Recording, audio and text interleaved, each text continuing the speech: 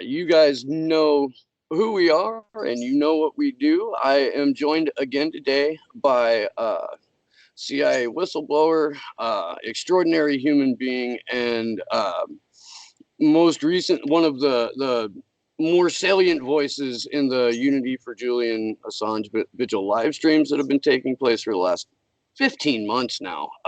So please welcome back John Kiriakou. How are you, sir? Great. Doing well, thanks. Thanks for having me. Yeah, absolutely. The last time you were on was the dawn of the Venezuelan coup, and we've seen that take a really weird turn since. I have had on one of the people that flew up to join Medea Benjamin and Code Pink. My friend Al Suarez, he's an activist. We had him on throughout the embassy siege, and now here we are, where it's just kind of in a state of chaos. Yeah. Awful. And I don't think Carlos Vecchio does he have the ability to issue passports now? Not to the best of my knowledge, Right. although there has to be, well, you know what, I take it back. I was going to say there has to be a stash of blank passports in there, but no, that's not true. I was in the embassy the night that the last Venezuelan diplomat left, and they asked us, there were probably 50 of us in the building that night, and they asked us to just take everything we could get our hands on, take it home, and just hold it until they're able to reclaim their embassy. And so all 50 of us, we just stripped the building of everything that was in it. Right. And we took it all home. Wild. And but there had to have been passports at the New York consulate, right? Because they took that. Absolutely, because in a consulate, especially in a consulate the size of New York, which handles not just Venezuelan nationals that happen to be in New York, but it handles all the UN business as well. There had to have been hundreds of blank passports there. That is just that's why, and they're all going to essentially war profiteers, or enablers of an illegal. That's it. Yeah, I think that's exactly it. They hate to say it. Well, this is what we kind of knew when Trump's cabinet started being taken over by all of these neocons from the Bush era. Yes. Is that we were going to see, escaladio practiced in Latin America. We were going to see ratcheting up with war in Iran. We were going to see tensions increase everywhere generally because authoritarian posturing does that. It does indeed. It does. You recently attended a whistleblower conference in England, correct? I did. It was a very unusual event in that it was very low key, but they had some serious players there. I was very pleasantly surprised. Actually, there were two separate events. There was one at NYU London in January, and then there was this follow-up at the University of Newcastle upon Tyne. What was it? April, I think, May, recently. Yeah. At the first one, they piped in Ed Snowden on Skype. And so it was just a fantastic event. So it was Ed, it was a WikiLeaks rep, it was a professor from NYU, and me. And believe me when I tell you, I was so disappointed. They had like maybe 20 people that showed up. Oh, wow. For Ed Snowden. And then in Newcastle's hard to get to. I mean, it's in the northwestern corner of England. It's only 20 miles from the Scottish border. It's expensive to get up there. There's nothing to do once you do get up there. And it was another panel of Craig Murray, the former British ambassador to Uzbekistan, who's a renowned human rights whistleblower. Yeah. Ed Snowden's lead attorney, who had come over from Canada, and an Australian journalist who was one of the original reporters on the WikiLeaks story, and Julian Assange, and me. So it worked out well. In fact, it worked out so well that the professor that organized it sent us all an email saying that the university decided to turn the transcript into a book. Oh, wow. Yeah, so I was happy about that. That's excellent. That's awesome. When whistleblowers gather, like for these kinds of conferences, what do you talk about? What's subject material? Like, how's that go? That's really a good question, actually.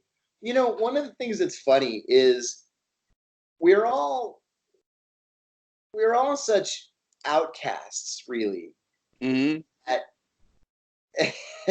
that we have kind of a club, you know, where Sure. we hang out together. We when we're in the same city, we go to dinner. We're all friends. It's the weirdest doggone thing. Weird, but very comforting at the same time. So,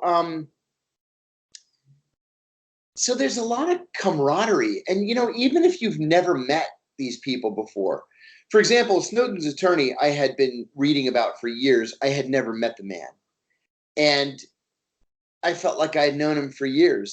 Sure. It was just it was a really warm greeting, a warm event. Everything just went beautifully.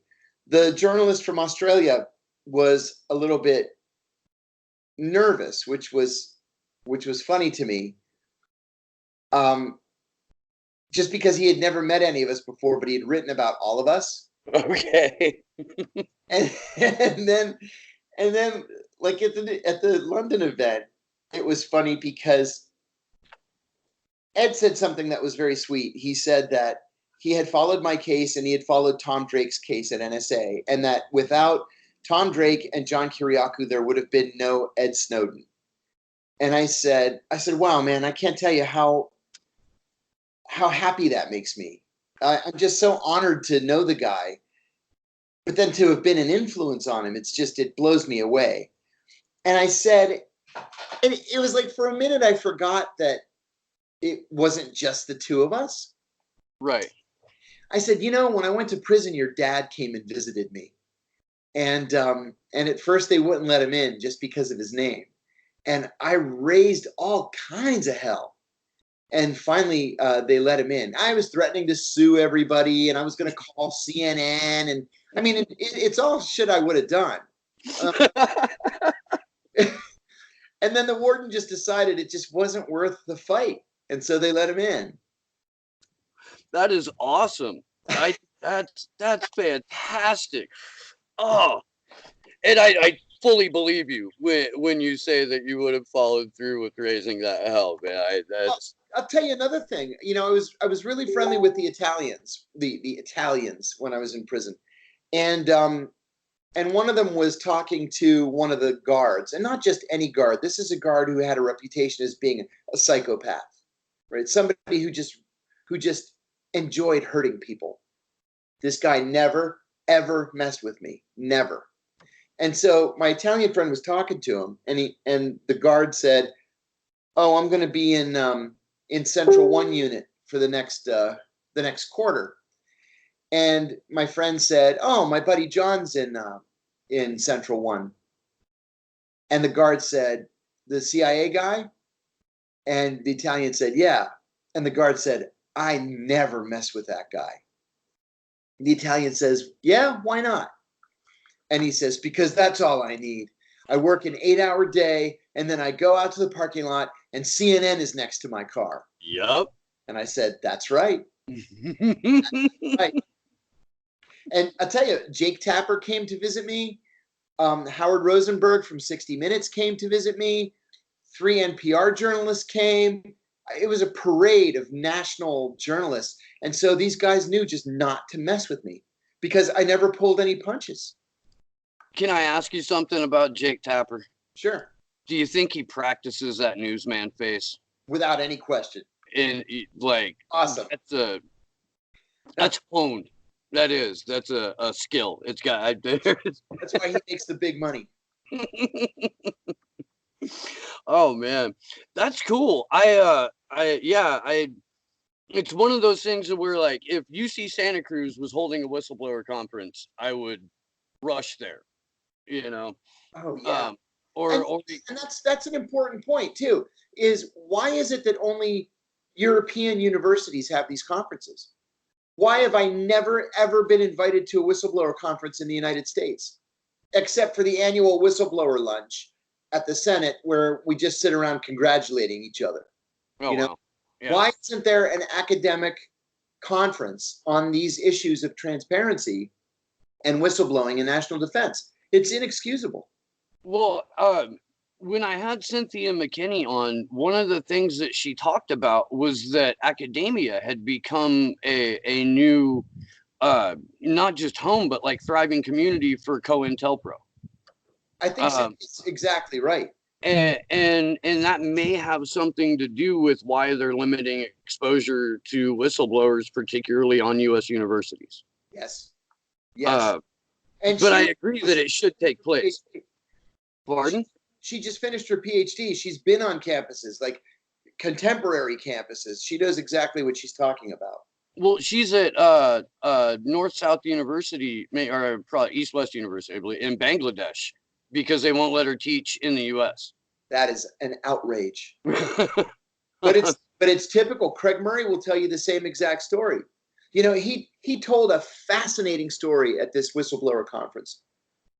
He said when he realized that the CIA and the Uzbek intelligence service were torturing prisoners in Uzbekistan, he wrote a cable back to the Foreign Office in London, and he classified it at the top secret level. So you could count on two hands the number of people who had access to this thing. They were livid that he put it in writing. And so they called him back to London, ostensibly for consultations. It just so happened that his best friend in the Foreign Service was the head of HR at the time. And so this friend calls him and says, "Hey, come on over for lunch." He goes on over for lunch and he said, "Listen, they're talking about you in the halls and they're really, really upset that you wrote this cable." And he said, "I classified it top secret. Only the minister's going to read it and a handful of aides." And he says, "Well, I'm authorized to make you an offer. Withdraw the cable and I can make you ambassador to Denmark right now." You what? Make him ambassador to Denmark right now. Wow. And he says, "What if I don't want to be ambassador to Denmark?"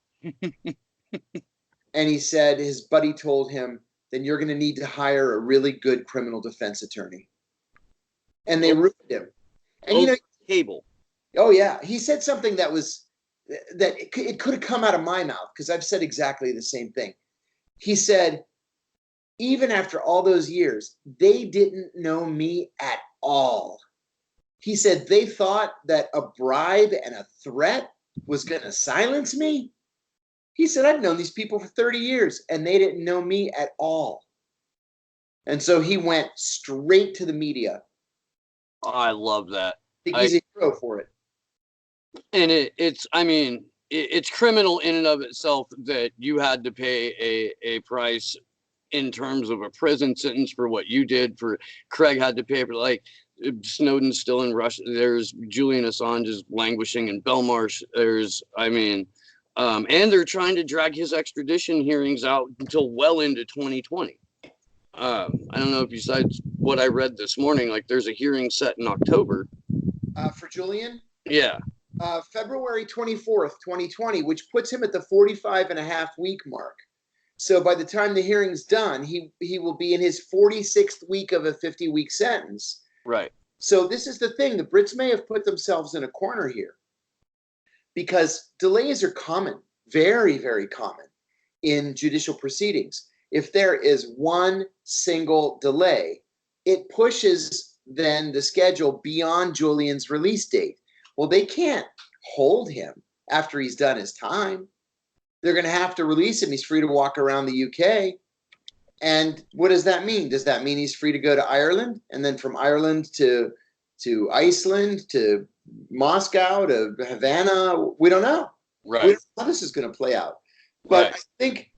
I think what the judge did, the judge said something too that was funny to me. I think it was disingenuous. he said that the reason why this thing was postponed all the way until February 24th of 2020 was that he was not going to treat this case or Julian Assange any differently from any other extradition case. Okay, that's great. That sounds fine and good. Mm-hmm. But I think what he really meant was, I'm going to postpone this thing and hope that this government collapses and Jeremy Corbyn wins and Jeremy Corbyn decides not to extradite Julian Assange. That's what he meant to say.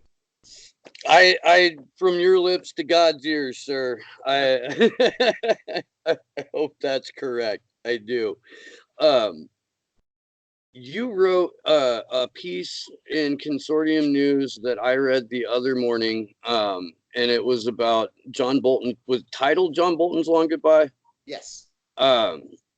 And there's been sentiment and grumbling that Donald Trump is displeased with John Bolton, has been displeased with John Bolton. The warmongering that's stored in his mustache is oozing out and getting all over the place, and that's not necessarily what candidate Donald Trump at least was running on. And I mean, according to your article, at least, he's about had it with them, and we may be seeing the exit of John Bolton sooner than later. Do I have that about right? Yeah, you do. And I'll tell you, I based this thing on nothing more than chit chat with friends of mine in the White House and some analysis. So we all know that Donald Trump places a great premium on loyalty, and it's funny that loyalty has a different meaning for him than it does for pretty much everybody else in the world. But you just cannot ever be seen to be contradicting the president, ever. And John Bolton contradicts him all the time. In fact, he joked the other day, this was carried in the Washington Post, that if John had his way, we would be in 4 different wars right now. That's not funny. No. That's not funny at all, especially when you campaigned on the idea that you were the guy who was going to end the 2 longest wars in American history. So here we are 3 years later, almost 2.5 years later, and we're still in Iraq, and we're still in Afghanistan, and we're all over Africa, and we're still bombing Syria, and we're still in Libya, and we're still bombing Somalia. And John Bolton is the national security advisor, and now he wants to attack Iran. Well, and we're involved in a coup in Nicaragua. Nicaragua and Honduras. Again, Honduras. Yeah, for like the 3rd time this decade. Yes. Honduras. Yes. That's exactly right. And so, Trump said the other day, he made what he believed to be a very bold statement, that he would be willing to meet with the Iranians with no preconditions. No U.S. president has ever said that. And it may have just been talk, but either way, this is his policy. At least that was his policy on that day. 2 hours later, John Bolton said, no, that's not true. There are lots of preconditions, and we want to attack the Iranians anyway. Well, that's not what the president said. So who's the president here? Is it Donald Trump or is it John Bolton? Bolton embarrassed him, just like Bolton embarrassed him on other similar issues like Syria, for example. Yeah, and when he there was a moment where Bolton was going after the International Criminal Court specifically, Yes. and flaunting the U.S. doesn't recognize the ICC and whatnot. And in that moment, there was a swipe that he took at Trump too, very publicly. And I can't remember the exact context, but I do remember there being backlash from within the administration because of that. That's right. And this is something that people call the Hague Invasion Act. It was initially passed under George W. Bush, and it was reauthorized under Donald Trump. And it literally authorizes a U.S. use of force to free any American citizen who may be brought up on international charges, namely war crimes and crimes against humanity, at the court in The Hague. So it gives the U.S. military the authorization to invade a NATO country to kidnap someone who's been accused of crimes against humanity. So why don't they just call it the Saving Henry Kissinger Act? And what bigger war criminal is there alive on the face of the planet than Henry Kissinger? The butcher of Cyprus, the butcher of Chile. We could go on and on. And yet he is still advising. Well, he's still largely dictating foreign policy. I mean, John Bolton is an acolyte. Oh, and so is Hillary Clinton. Yeah, and Joe Biden. And Joe Biden. This was something that really angered me in the race for the 2012 nomination, is that she went to New York to kiss his ring, to meet with him with the press present, to meet with him in his condo so he could advise her on foreign policy. She brought it up in a debate, in one of the debates with Sanders, even to make a distinction that Kissinger was her friend and mentor. Oh my God. Hey, I'm not sure I could keep my hands to myself if I saw Henry Kissinger on the street. There's not a human alive that could. There are some soulless people wandering around the Beltway that I'm sure are quite friendly with him. But no, your natural impulse, if you ever meet Henry Kissinger, should be to become involuntarily violent. And he's 174 years old, so it shouldn't take much. Exactly. It took like 3 guys to get him into the Bilderberg meeting the other week. You know, I was in a cab once in Nicosia, Cyprus, and out of the blue, this cab driver said, "Do you know Kissinger?" And I said, "Do I know Henry Kissinger?" And he said, "Yeah, the butcher of Cyprus." I said, I met him one time once when I was a brand new CIA officer. And he said, "You didn't try to kill him?" I said, "It didn't occur to me. Sorry." There were a lot of people in that room that would have stopped me real quick, man. Without a doubt. Yeah, I mean, I don't really have the opportunity to ask my uncle similar questions, but I've had similar questions from my uncle at the same time. It's weird when you're in the same room with somebody that's been actively responsible for, in Kissinger's case, death, or in my case, at that breakfast, Jim Comey, who, if I'd have known in 2015, if I'd have known, yeah, I would have had a lot more fun at that. Oh my God, totally. Totally. It's a weird, yeah, it's just, I don't know. I mean, what do you do? How do you approach somebody responsible for that much misery, like on any kind of rational level? Well, what hurts is the fact that so many people take him so seriously. I mean, if you're gonna just pretend that the guy's not a war criminal, and you don't want to like prosecute him or turn him over to European authorities or whatever, that's one thing. But you don't have to glorify him. That's an entirely different thing. We should be ashamed of Henry Kissinger. I mean, Henry Kissinger really, rightfully, ought to be mentioned in the same breath with the likes of William Westmoreland, and Richard Nixon, and all of those guys from the bad old days. He shouldn't be a foreign policy god that both Democrats and Republicans go to. Of course, the Democrats are Republicans light anyway. Yeah, it's the difference being they care about whether or not you have a reusable bag, and they prefer knitted hats as opposed to red nylon ones. That is so true, and it just that kind of thing just drives me crazy. My God, people, get your priorities in order. I live in a place where the reusable bag thing is actually an issue, because if you can't tell, I'm out in the sticks.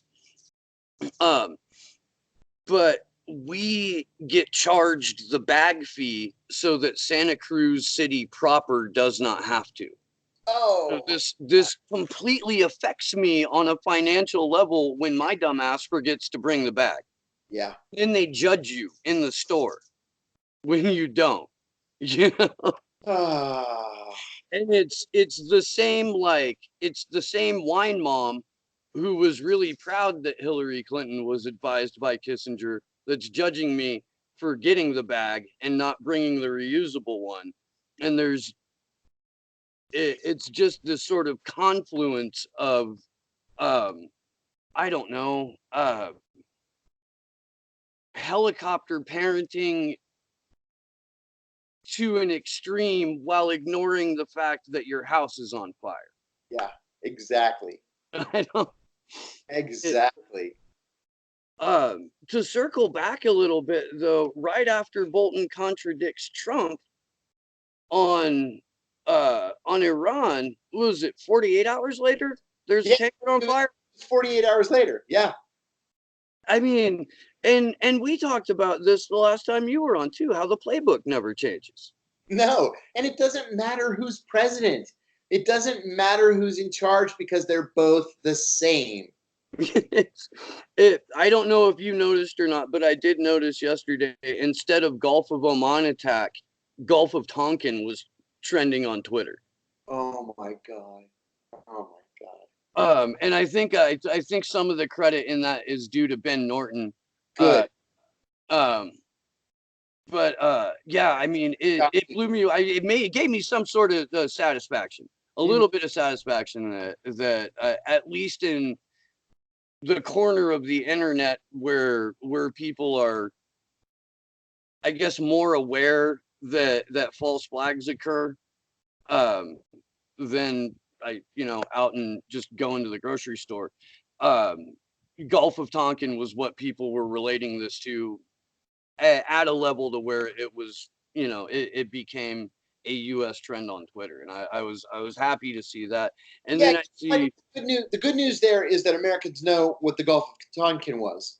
And they're able to apply the lessons that we learned from the Gulf of Tonkin to what's happening today.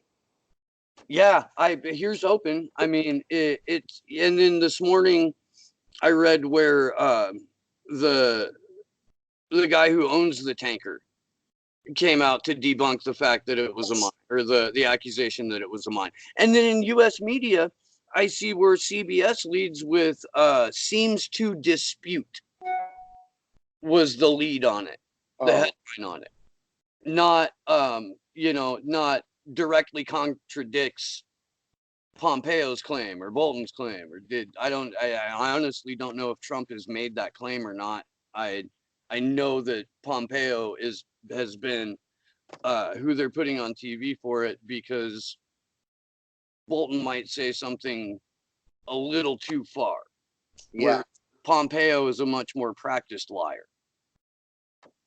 Yep. Yep. Yep. Yep. I agree. Not necessarily that he's not as transparent a liar as Bolton is, but he's got. Well, I mean, the kid. I don't know if you saw the leaked footage of him bragging about um, oh yeah, we lied, we cheated, we stole, we had pamphlets on it as to how to do it. Like, that's how we operated. And then you're supposed to take him seriously when he says, oh, there was an Iranian mine that this tanker hit while the prime minister is having talks in Iran. I'm looking at that piece right now as we're speaking. It's entitled "Tanker Owner Seems to Dispute U.S. Account of Gulf of Oman Attack."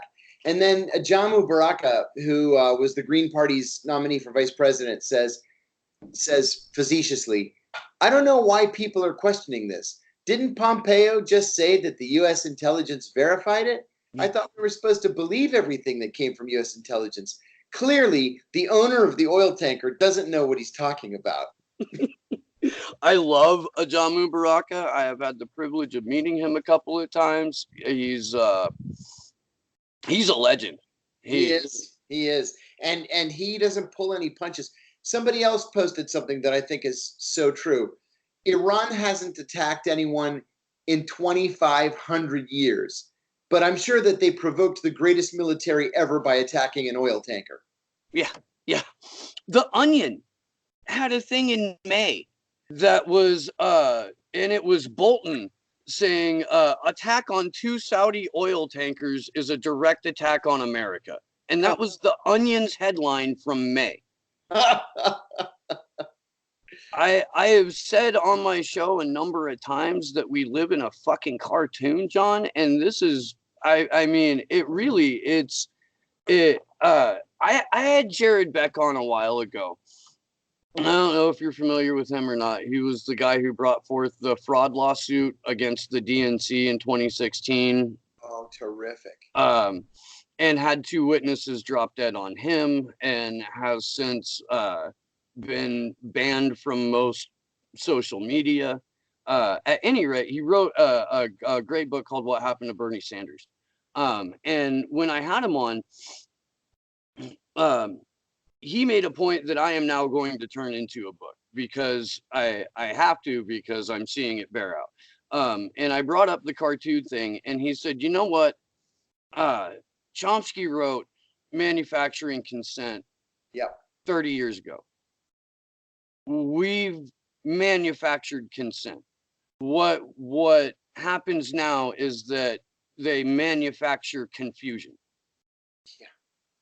So I'm going to start writing Manufacturing Confusion in a post-consent reality, in a post-consent America.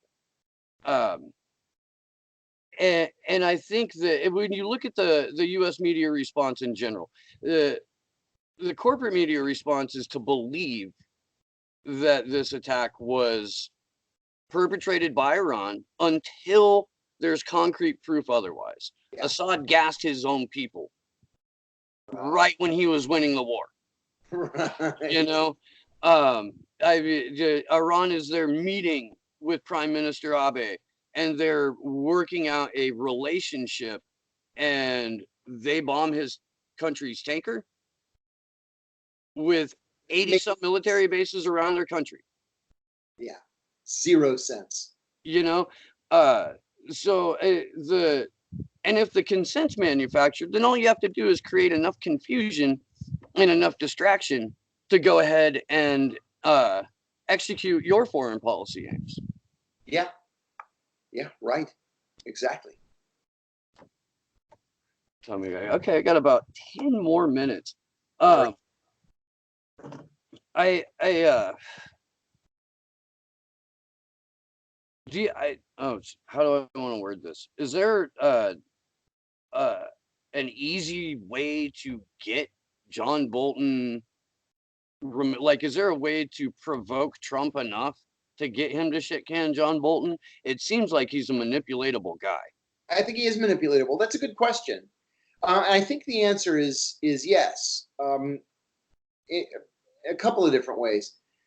First, I think Bolton's going to self-destruct, not just because everybody in the White House self-destructs, at least they have so far, right? But because he really does have philosophical and ideological differences with this president, and Bolton thinks that Trump is a lightweight in foreign policy, in intelligence and defense policy, and Bolton wants to be the man in charge, and that's just not going to work with Donald Trump. Secondly, a way to get him out is to go through his kids. I mean, everybody knows that he trusts Ivanka more than anybody else on the planet. Right. He takes advice from his sons. He also takes advice from Kushner, and none of them like John Bolton. None of them. You know, I wrote in this article, and I think this is an important point to make. I'm gonna bring it up, and that is that every president at this point in the first term begins to worry about his legacy, because nothing happens in the second term. So you either don't get a second term, or you get a second term, but you've spent your political capital and you just muddle through for the next 4 years. That's what Barack Obama did. I mean, what's Barack Obama known for really, but Obamacare, and that happened in the first year that he was president. Yes. So Donald Trump's thinking about his legacy, and he made promises that he was going to be the peacemaker, and he's not been the peacemaker. And beyond that, he hired the biggest warmonger that you could possibly find and made him national security advisor. So he's got to be thinking, I may have screwed this up. I still have time to fix it. I better get a move on. And then how do you undo what John Bolton does, what Elliot Abrams does? Well, I mean, is it just a less overt form of authoritarian fascism? Or, I mean, because we're still, like, as you mentioned, Africa, AFRICOM has ramped up over the last 4 years. Our not just our military presence, but what we're doing in terms of both in daylight military activity and in covert military activity. And that's something that the press, were they not inclined to push war every always, that's something that they could really hammer Trump on. That's something the Democrats could really hammer Trump on. Were they inclined? Were they inclined? Exactly. The problem is that most of these Democrats are neoliberal war lovers. And so they're not going to hammer Trump on these issues. They're not. Look at Joe Biden. Joe Biden never saw a war he didn't want to jump into with both feet. And all we have to do is look at his voting record. Hillary Clinton was the same doggone way. We can count on one hand the number of presidential candidates right now that are legitimately anti-war candidates. On one hand. Oh, you can count on a maybe a finger, really. And I have a question for you about that, okay? Because maybe I like Tulsi Gabbard. The thing that weirds me out about her anti-war stance, or her perceived anti-war stance, is that she's a hawk on terror, and she's supportive of the drone program, and her line is, "I'm against regime change wars." Aren't all wars regime change wars? For the most part. It, well, but if you look at the first Gulf War, no, that one actually wasn't a regime change war. Many Americans wanted it to be, certainly. But George H.W. Bush actually threw away his presidency by keeping his word and not moving all the way to Baghdad. Now, he said that he did that because he knew that as soon as we started moving troops north, that both the Syrians and the Egyptians were going to drop out, and the whole international coalition would have fallen apart. It cost him his presidency. But otherwise, I'm going to say, yeah, for the most part, with rare exceptions like that, most wars are regime change wars. Sure. So, I mean, it seems weird then to make a distinction between like good war and bad war, or war for the. And it used to be so easy, didn't it?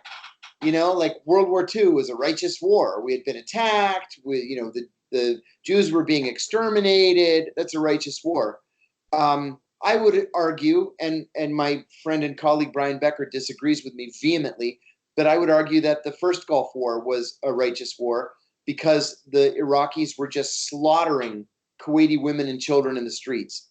I would say that the first month or so of Afghanistan was righteous because in that first month, we legitimately were trying to find Osama bin Laden. After that, it all spun out of control and it just became another Vietnam. Is that something, though, that we needed to do with a full-on troop presence? Because it wasn't, it ended up being a SEAL team and covert intelligence that brought that about.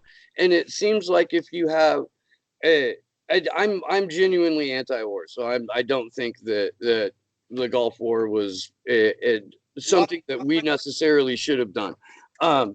Especially when it taken to light the whole incubator baby hoax and whatnot that they used to push it on the American people.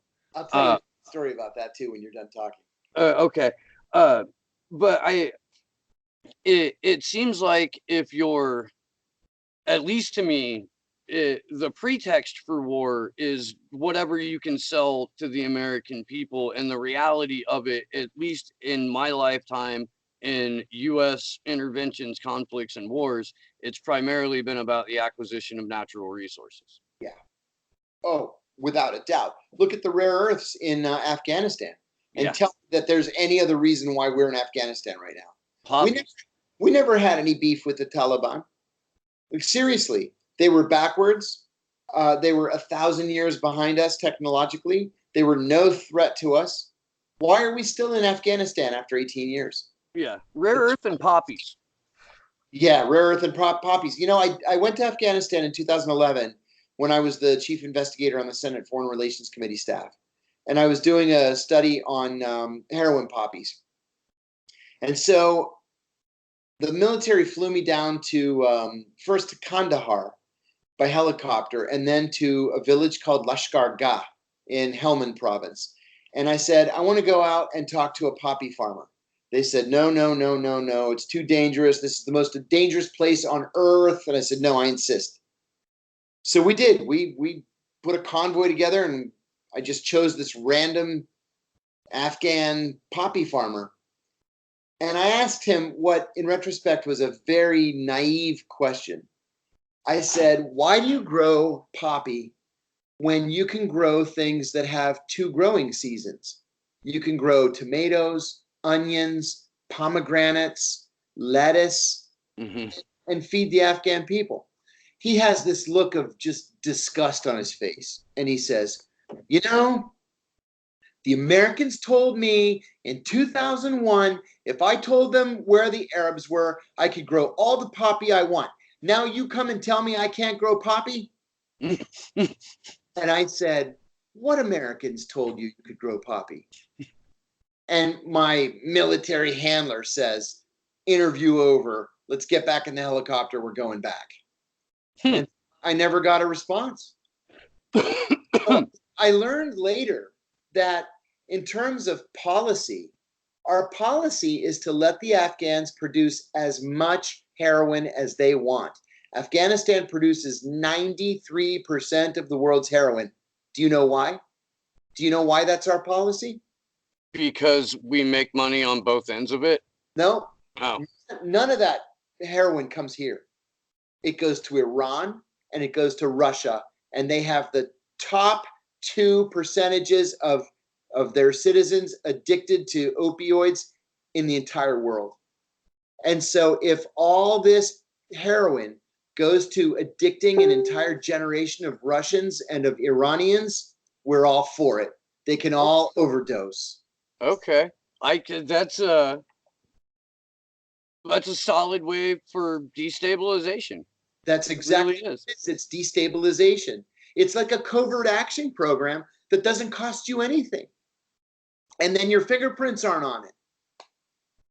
We went to the when I was on the Senate Foreign Relations Committee staff, one of the things that John Kerry wanted to do was to approach the Iranians to see if there was a way that we could cooperate with them on something just as a confidence building measure. And I said, you know, we could cooperate with them on drug interdiction. I said, heroin has just overrun Iran. It's getting worse every day, and they don't know what to do. And so he approached the Iranians, and he said, we'd like to work with you on counter narcotics. And they said, okay, we need secure telecommunications. We need night vision goggles. And they give us this list, this giant list of classified shit that they wanted. And like, yeah, that's not going to happen. And so nothing ever came of it. Oh, man. I mean, I would ask for toys too. You know, I would be hard pressed not to. Oh, definitely. Tell the incubator baby story, and then we should wrap, because I know you have Unity for Jay coming up too.